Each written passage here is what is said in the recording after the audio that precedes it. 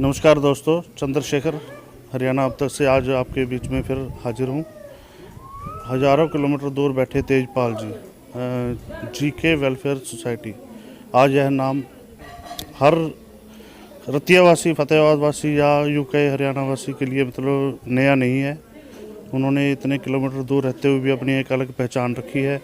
Lockdown के दौरान विपरीत परिस्थितियों में हर किसी की मदद करने के लिए वे हमेशा तैयार रहते हैं। आज इसी कड़ी के दौरान अरोड़ा कॉलोनी में राधा कृष्ण सेवा आश्रम, बाबा श्याम सुंदर दास जी जो यहाँ सेवा कर रहे हैं, उनके सानिध्य में तेजपाल जी ने बूट वितरण कार्यक्रम आयोजित किया है, जिसमें अनेकों दर्जनों गरीब बच्चों को जूते वितरण किए जाएंगे। हालांकि सहयोग उनका, बाबा जी का भी सहयोग पूरा इसमें है, पर ये एक मिसाल से कम नहीं है कि बंतरा इतनी दूर ऑस्ट्रेलिया में सिडनी में बैठा हुआ बंदा यहाँ अपना कार्य मतलब जरिया उन्होंने हालांकि जरिए बना रखे हैं। किसी के थ्रू हम भी बीच में हैं और भी साथी हैं, पर वो सेवा भाव से मतलब लगातार निरंतर समाज सेवी कार्यों में जुटे हुए हैं। ये कहना मतलब हर तरफ क्षेत्र में उनकी प्रशंसा हो रही है कि इतनी दूर रहते हुए बंदा जुटा हुआ है। आज इस कार्यक्रम में रतिया के एसडीएम साहब सुरेंद्र बेनीवाल जी मुख्य अतिथि हैं। इनके अलावा मेरे साथ पार्षद प्रतिनिधि ईश्वर नापा जी, मास्टर जी, मतलब काफ़ी गणमान्य लोग पहुंचे हुए हैं। अरोड़ा कॉलोनी स्थित श्री राधाकृष्ण सेवा आश्रम में जीके वेलफेयर सोसाइटी की तरफ से जरूरतमंद बच्चों के लिए शूज वितरण का आयोजन किया गया। कार्यक्रम में मुख्य अतिथि के रूप में उपमंडलाधीश सुरेंद्र बेनीवाल ने शिरकत की, जबकि कार्यक्रम की अध्यक्षता आश्रम के संचालक श्याम सुंदर दास ने की। कार्यक्रम में मंच संचालक व परियोजना अधिकारी के रूप में धर्मेंद्र दोस्वामी ने अतिथियों का स्वागत किया। संस्था के संचालक तेजपाल सिंह ने वर्चुअल रूप से ऑस्ट्रेलिया के सिडनी से कार्यक्रम में भागीदारी की। उपमंडलाधीश सुरेंद्र बेनीवाल ने संस्था के संचालक तेजपाल सिंह की उनके कार्यों की प्रशंसा की व उपस्थिति को संबोधित करते हुए कहा कि जरूरतमंद की मदद करना ही सच्ची इंसानियत है और हमें इसके लिए आगे आना चाहिए। इस अवसर पर रामशरण रूपवाली, चंद्रशेखर मेहता, कृष्ण चित्रकार, सुखविंदर सिंह, पार्षद प्रतिनिधि ईश्वर नापा, हिमांशु शास्त्री सहित अन्य गणमान्य व्यक्ति उपस्थित थे। कि सबसे बड़ा है सफाई अभियान, उसके बाद होता है बेटी बचाओ बेटी पढ़ाओ। मेरी बच्चियां ही डॉक्टर बनेंगी, मेरे बच्चियां ही आगे अफसर बनेंगी। एडीएम साहब, आपने कोरोना में इतना बढ़िया काम किया कि लोग जागरूक हुए हैं। इम्यूनिटी स्ट्रांग होगी, हमारा खान पान अच्छा होगा तो हमें कोई बीमारी नहीं आएगी। वो संभव है, सफाई रखो, अच्छा खाना खाओ। हमारी तरफ से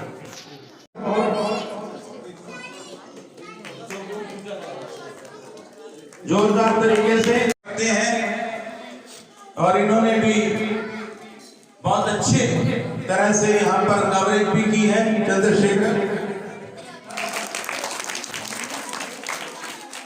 अगर मदद विदेश से आ रही है तो मदद विदेश में जा भी रही है। हम तो माध्यम है। बेटा क्या नाम है?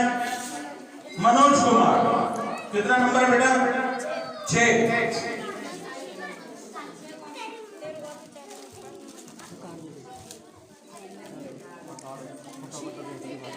चेंज करना हो याद रखना। क्या नाम बेटा? लोकेश बहादुर।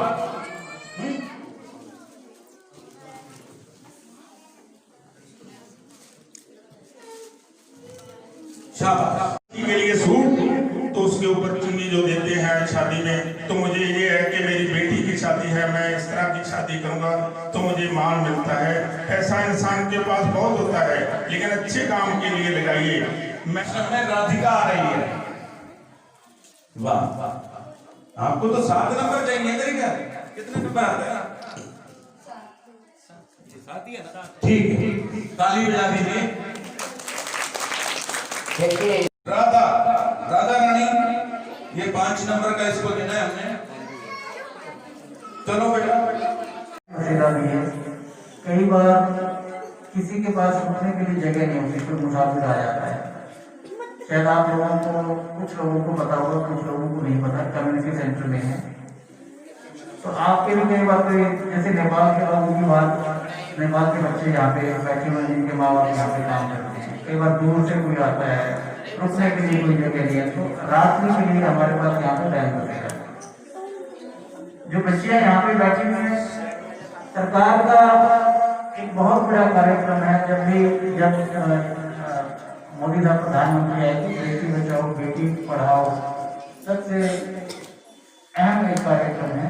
जितनी भी बच्चियाँ यहाँ पे बैठी हुई हैं, तो मुझे पूरी आशा है कि हर बच्ची, जो बड़ी बच्ची है वो स्कूल में दाखिल होगी, जो छोटी बच्ची है तो जो छोटी बच्ची रहेगी वो आंगनबाड़ी में मिल जाएगी।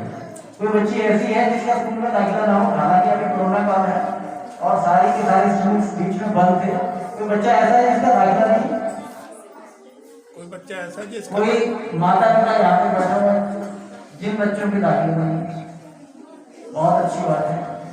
और जिनके भी माँ बाप यहाँ पे बैठे हैं, हमारे देश के अंदर जो शिक्षा है, जो स्कूली शिक्षा है वो निःशुल्क है। तो मैं आपसे आग्रह करना चाहूँगा, निवेदन करना चाहूँगा बच्चों से भी, छोटे बच्चे हैं, मेरी बात बड़े ध्यान से सुने कि आपको स्कूल में जरूर जाना है, क्योंकि शिक्षा के माध्यम से यदि आप पढ़ोगे, पढ़ने के बाद ही आप बहुत अच्छे इंसान बन सकते हैं।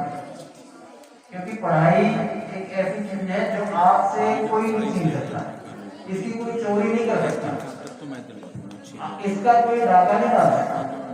आप कहीं पे भी जाओगे, यदि आपके पास अपनी समझ है, आपके पास अपना विवेक है, आपके पास अपनी शिक्षा है, आप उसके माध्यम से देश में रहो, विदेश में रहो, गांव में रहो, शहर में रहो, आप केवल शिक्षा के बूते पे आप एक अच्छे इंसान बन सकते हैं और अपनी रोजी रोटी कमा सकते हैं।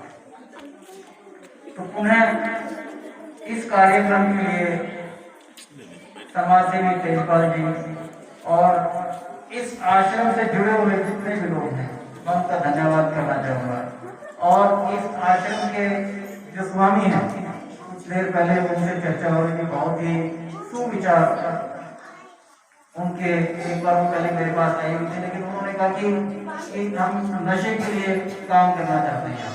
तो मैंने यही कहा कि यदि पहली बात तो कि आप यहाँ पे नशा कोई आदमी कब छोड़ता है, प्रेशर में नहीं, डरा धमका के नहीं नशा छोड़ा, उसके दिमाग को चेंज करके उसको ये बता के कि नशे के क्यों प्रभाव ये हैं, उसको ये बता के कि नशे से पूरा परिवार तबाह हो जाता है, पूरा समाज तबाह हो जाता है, तब उसको एक नई दिशा देके हम उसको नशा छुड़वा सकते हैं। और इसमें जो हमारा स्वास्थ्य विभाग है, कई बार कोई नशेड़ी आदमी है, वो उसका अपने शरीर के ऊपर वश नहीं रहता, क्योंकि इतना एडिक्शन हो जाता है, लेकिन हम उसके विचारों की तब्दीली करके या डॉक्टरों की सलाह लेके उसको उस प्रकार की दवाइयाँ दिलवा के हम उसको नशे से मुक्ति दिलवा सकते हैं। और केवल हम उस व्यक्ति की ही सेवा नहीं कर रहे हैं, उस व्यक्ति का ही हम भला नहीं कर रहे हैं, उस नशेड़ी का ही हम भला नहीं कर रहे हैं, हम इससे हम खुद का, पूरे समाज का भला कर रहे हैं। तो स्वामी जी, कोई इस प्रकार का कभी आप कोई कार्यक्रम रखो, चाहे बेशक से 2 लोग हों, तो मुझे आमंत्रित करो किसी छुट्टी वाले दिन, तो मैं उसमें जरूर शिरकत करूंगा।